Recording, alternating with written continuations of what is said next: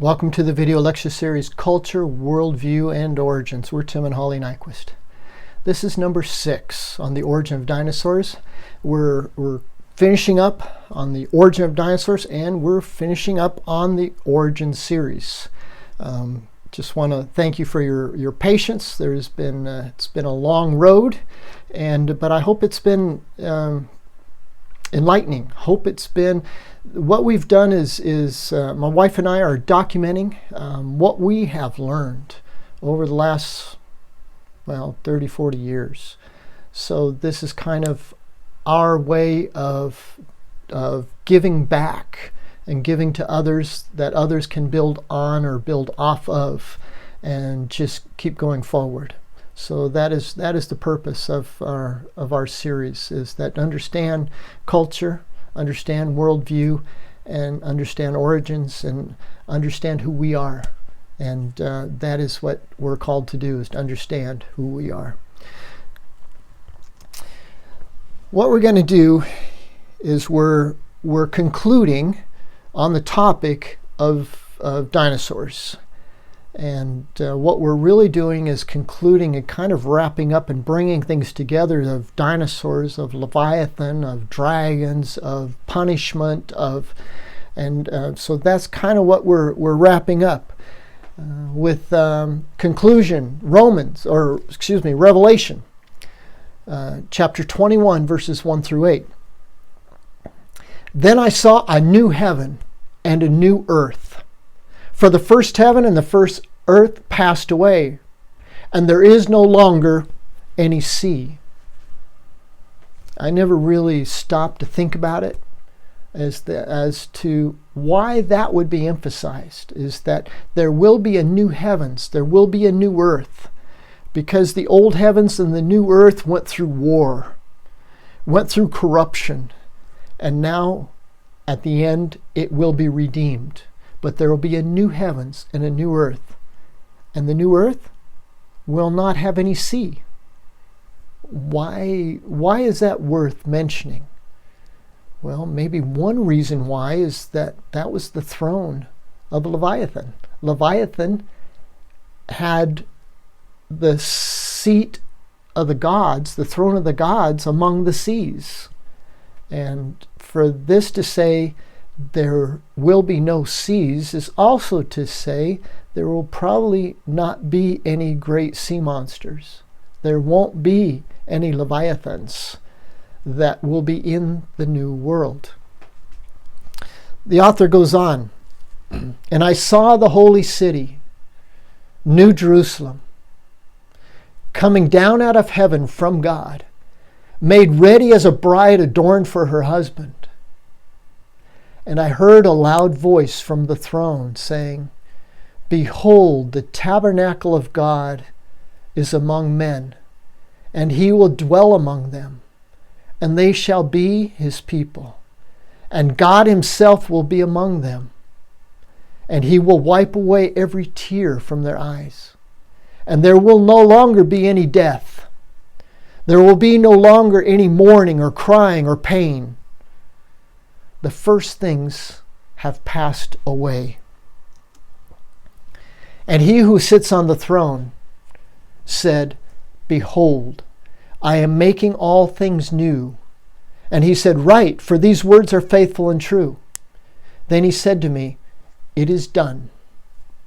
I am the Alpha and the Omega, the beginning and the end. I will give to the one who thirsts from the spring of the water of life without cost. He who overcomes will inherit these things, and I will be his God, and he will be my son. But for the cowardly and unbelieving and abominable and murderers and immoral persons and sorcerers and idolaters and all liars, their part will be in the lake that burns with fire and brimstone, which is the second death. We've talked about death before from a Hebrew perspective, non-Western, is that death is not cessation of just disappear. And some people think, well, you know what? I don't really care for eternal life. I don't want eternal life. When I'm done in this world, I just want to end it and just be done. Finished. This is enough. And it's kind of like, well, you know what? Those people that come around or they talk about eternal life, do you want eternal life? What they should also be informing us is that we have eternity. It's either eternal life or eternal death. And that's what this is talking about, the second death. The second death is not death of extinction or cessation. Its death in the Hebrew is separation. And so the first death is a separation of the spirit from the physical body. And that is the first death.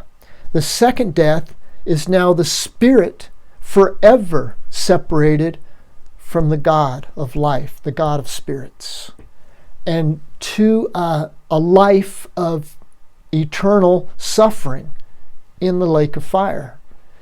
And it's kind of like, well, do you believe that? All depends on your standpoint. Your standpoint says and allows you to believe what you assume to be true. The thing is, what we assume to be true does not change what is true and what will be true. And that's what we have to really understand and be careful of. That what we assume as a standpoint is correct and represents reality. Even though we cannot have direct access to that reality at this moment, does our standpoint reflect a true reality without excluding certain facts or things that we can't handle, and so we brush away, as Stephen Jay Gould said, is that through our theory, fact, habit, and culture, we choose what to observe. Are we choosing to not observe some things because it makes us uncomfortable? Or because we say, no, that it doesn't fit my point, my standpoint. We must look at things and we must analyze them and we must humble ourselves to accept an outside reference point to understand what is out there. And that's what this series is about understanding the limitations of logic and empiricism as sources of reliable knowledge, or intuitivism, how that can... What is the best source? The best source is an outside reference point. Because we all know that, because without an outside reference point, we walk in circles. When we get lost in the mountains, we walk in circles without a reference point on the horizon. It's the same way in reasoning. We reason in circles without an outside reference point, and the only outside reference point that we can take is an external authority, which is Scripture, which we choose as Scripture, the biblical authority. And again, that's what the series is about, is to understand that we all make choices. It's not some of us have faith and some of us have reason. It's a reasonable faith. And does our faith give us a reasonable understanding of the world and all that has happened and all that will happen? Again, thanks for allowing us to be a part of your time. I hope that you've been able to take some time in understanding and of reading this. There's one last verse here.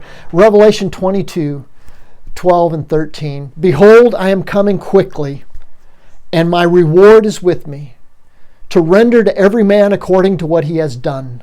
I am the Alpha and the Omega, the first and the last, the beginning and the end.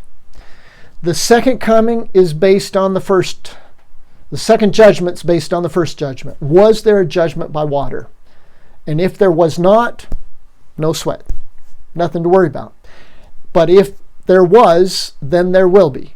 And that's what we're trying to do, is prepare those around us that have not heard, that have thought that there was nothing really to this creation, or actually, as I've said before, is that I am not really a creationist. I am what I would call a creatorist, because I am not convinced, because of studying creation, that God exists. I am convinced that God exists as creator, because that is my first assumption. In the beginning, God created the heavens and the earth. So that is my primary assumption. And so again, I would probably be a creatorist, and not believing that I need to use creation or study creation to prove that God exists, because he's part of the assumption. And he's either part of the assumption that he exists, or he's part of the assumption that he does not. So again, thanks for being with us. We're Tim and Holly Nyquist. If you would like to communicate with us, we're at doubleroadrover.com or at thn.academia@gmail.com. Thanks again.